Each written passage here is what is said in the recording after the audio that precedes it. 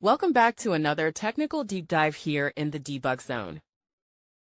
Today, we're tackling a big question and breaking it down with insights from other users. Hopefully, this clears up some misconceptions and helps you get the answer you need. So, buckle up, stay a little curious, and let's jump right in.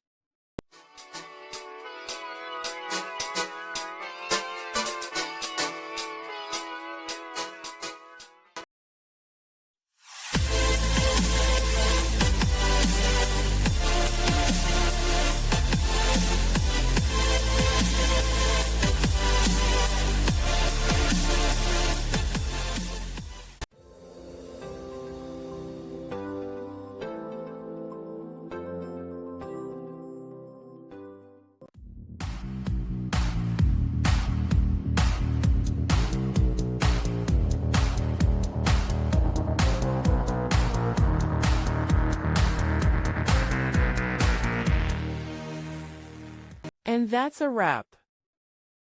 I hope you found the answer you were looking for. If you did, take a second to hit that subscribe button. It really helps out. And let me know in the comments which solution worked best for you. See you next time in the debug zone.